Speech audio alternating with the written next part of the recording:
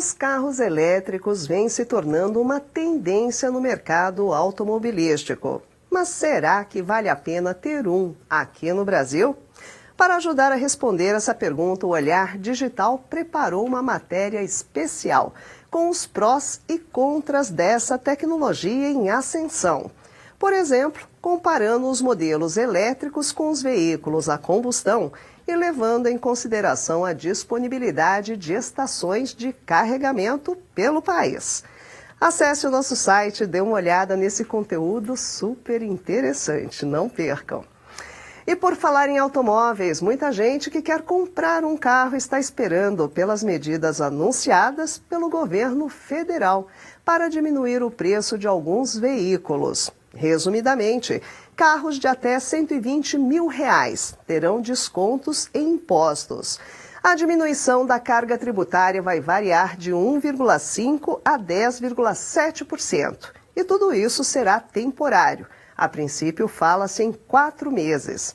Para entendermos um pouquinho mais sobre esse assunto, vamos receber agora ao vivo o Paulo Henrique Andrade, que é especialista em mobilidade urbana e CEO da Ituran Mob. Vamos lá, deixa eu colocar o Paulo aqui na nossa tela para a gente dar o boa noite e vamos começar o nosso bate-papo por aqui. Paulo, novamente, vamos lá, acho que agora vamos conversar um pouquinho. Boa noite, bem-vindo novamente, obrigada por aguardar.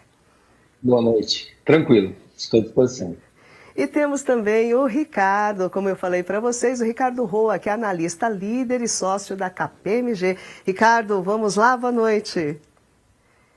Boa noite, Marisa. Acho que agora o áudio está correto. Agora tá bom. Devia ser alguma interferência, talvez mesmo, do microfone, interfone e o fone sem fio. Mas agora a gente consegue conversar aqui um pouquinho, né, Ricardo?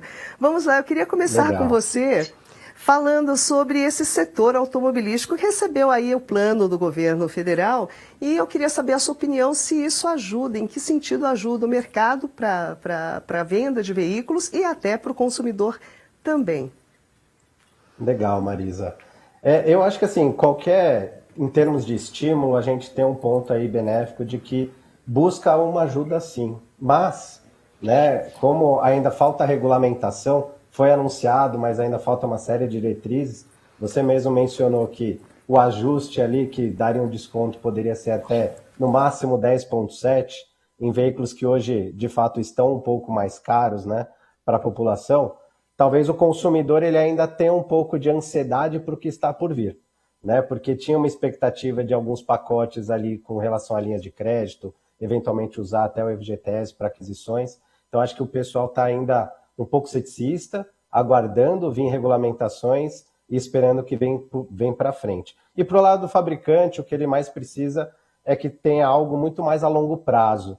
Eu acho que esses 3 a 4 meses não dariam ainda um punch suficiente para dar uma alavanca e melhorar a produção ali que estava um pouco represada aí por conta de uma série de questões econômicas, né? Pois é, agora vamos falar um pouquinho com o Paulo Henrique da Ituran Mob também. Paulo, eu queria saber de você como que o setor automobilístico, não é, recebeu essa informação e qual a importância até para o carro popular, para as montadoras mesmo, né? Porque, bom, acho que essa é uma primeira pergunta, depois eu sigo para a segunda. Vamos lá. Perfeito, Marisa. Como o Ricardo disse aqui, qualquer incentivo gera uma série de... desperta a vontade do consumidor que estava com medo de comprar, né? Porém, como bem o Ricardo disse aqui, que o governo falou que vai fazer, mas não regulamentou, eu tenho conversado com uma série de pessoas que são donas de lojas, de carros, dealers. Isso acabou parando um pouco o mercado, porque agora o consumidor ele está com a vontade de comprar, ele sabe que vai vir o estímulo, mas não tem uma data ainda, então ele não compra nada. Então, até que saia esse estímulo, tanto locadora quanto ali o consumidor no formato B2C vai ficar parado, né? Então, acho que agora a nossa vontade é que o governo coloque logo quais serão as regras, quais carros serão ali beneficiados por esse incentivo, para que volte o mercado a comprar, né? A locadora, ela já vem ali de um tempo esperando, né? Porque o carro ficou muito caro, os semicondutores ficaram caros, tivemos pandemia, então o carro já vem subindo há muito tempo, né? E agora o governo falou, vai abaixar. Só que agora, como ele não falou quando, a gente está com um problema de saber quando que a gente vai na loja comprar um carro. É bem simples assim, gerou uma expectativa, só que não tem uma data. Mas com certeza vai ser benéfico, porque muita gente. Ó, o carro popular hoje está impossível. Hoje as pessoas não conseguem mais comprar um carro popular. O descolamento da pirâmide da renda média do brasileiro versus o quanto custa um carro se tornou impossível. Tá? Então, esperamos aí ansiosos que venha esse estímulo e que seja algo benéfico para o povo aí. E para as locadoras também, né? Obviamente. A minha segunda pergunta era justamente sobre isso, porque desde o momento que começou-se a voltar a falar em carro popular, surgiram inclusive nas nossas redes sociais pessoas comentando, o carro popular a partir de R$70 mil, isso não é um valor popular, porque nos anos 2000 os valores de carros populares realmente eram valores mais acessíveis. Na sua opinião, Paulo, o que mudou nesse cenário? É um problema tecnológico? São impostos, inflação, enfim, o que ocasionou essa subida tão rápida aí, tão diferente, né, do preço básico do carro popular? Olha só, na minha leitura da situação, o carro ele não subiu só no Brasil. Se você olhar o preço do carro na Alemanha, Estados Unidos, no mundo inteiro subiu.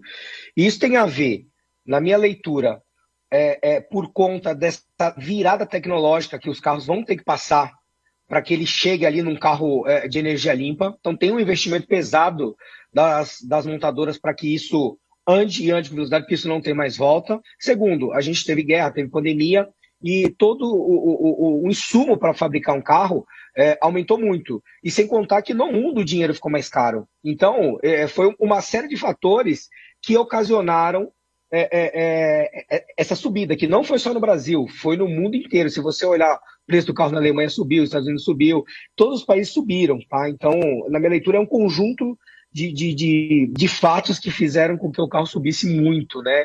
E, sinceramente, acho muito difícil voltar para o patamar que nós tínhamos, tá? Acho muito difícil. Pode ser que aconteça alguma coisa, mas e o governo não vai conseguir manter esse incentivo o resto da vida, né? Então, temos aí algo para se resolver no futuro, na verdade, né? Pois é. Agora eu vou voltar lá com o Ricardo Roa para falar um pouquinho sobre os reflexos aí dessa questão dos incentivos, não é? Você acredita, Ricardo, que essa ação possa refletir nos carros seminovos, por exemplo, ou afetar outros segmentos do mercado? Possivelmente, viu, Marisa? Porque o reflexo que vai trazer, dependendo do que vier de fato da regulamentação dessa atratividade, a gente está falando de carros populares ali que talvez reduziriam tal popular de 70 para talvez 60, 120 para talvez 100, né? Mas seriam mais de baixo.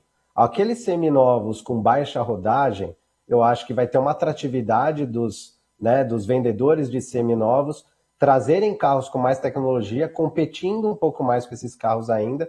E o seminovo, né, até por conta de algumas crises dos semicondutores, ele deu uma alavancagem muito forte nos últimos anos, vai ter sim uma tendência a eles ajustarem para se tornarem ainda mais competitivos com relação a essa frente. Isso eu acho que é uma tendência muito forte que pode vir a acontecer, sim. Agora, Ricardo, eu queria criar aqui até uma opinião de vocês dois a respeito do preço mesmo do veículo aqui no Brasil. O brasileiro adora, sim, automóveis, o mercado está aí querendo, sim, consumir, mas está cada vez mais difícil. A inflação, preço, taxa de juros elevada. Então, eu queria ouvir de vocês, começando por você mesmo, qual é a solução para ter esse aquecimento do mercado de veículos, se é mexer o preço, se é possível mesmo diminuir com algum incentivo, tirando o incentivo, qual é a solução para voltar a fazer o mercado de veículos aquecer aqui no Brasil? Isso é uma pergunta bem de 1 milhão, assim, né? Porque, de fato, a combinação de fatores, né, bem como o Paulo bem disse, fez com que elevasse o preço, né? Não apenas a tecnologia. Eu acho que um efeito cadeia do aumento tributário, desde o Tier 2, Tier 1 ali, veio aumentando automaticamente os insumos para poderem produzir os veículos. A alta tecnologia ainda, que tem algumas tecnologias embarcadas, que automaticamente ainda tem um custo mais avançado, e é uma tendência de quando essa tecnologia começa a ficar um pouco mais defasado, o preço da tecnologia diminui também. Não que isso vai refletir automaticamente nesse preço, é um pouco o que o Paulo disse. Não vejo reduzir muito, vai sim ter uma estabilidade de preço. O que a gente precisa melhorar de fato é o poder de consumo do brasileiro, né? Indiferente de outros países da Europa outros países também, como Estados Unidos, o poder de consumo ele é um pouco maior para pegar alguns carros mais atrativos. Acho que esse é muito mais o reflexo que precisa ter para adequar essa balança, né? Vamos ouvir então a opinião agora do Paulo Henrique sobre essa pergunta. O que fazer para melhorar esse mercado, Paulo? Bem dito pelo Ricardo, é uma pergunta aí de milhão, né? Eu diria até bilhão. Mas, na leitura da situação, eu acredito muito que é um mercado que vem mudando e vai mudar muito mais nos próximos anos. Diga-se de passagem, a gente tem uma geração hoje que não quer tirar mais a habilitação do carro. Algumas tiram, outras não. As pessoas que fazem 18 anos já não querem tanto tirar uma habilitação como antes. Então, na minha leitura, esse mercado está mudando. Implemento de tecnologias novas que são caras, né? Você tem ali um ciclo que quando ela começa nova, ela fica muito cara, depois ela vai barateando, porque ela vai aumentando a demanda. E também o uso compartilhado. Na minha leitura, isso só vai fazer sentido em grandes centros, micromobilidade, duas rodas, tanto é que o mercado de motocicletas e leves está batendo recordes e atrás de recordes, tá?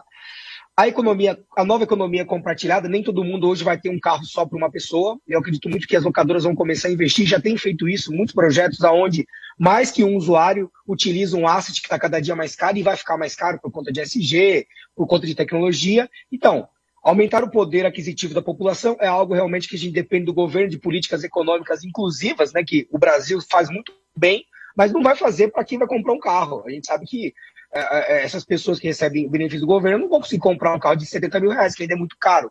Tá? Agora, micromobilidade, carros compartilhados, toda essa parte de uso sob demanda, que tem crescendo muito, não só no Brasil, em outros lugares, eu acho que é o futuro para esse mercado. E aí, no final, ao invés da montadora vender 1 milhão de carros, ela vai vender 3 milhões para atender muito mais gente, porque mais gente vai acessar aquele carro ali por minuto, por hora ou por dia, dependendo de quando ele usa sob demanda. A minha leitura é isso.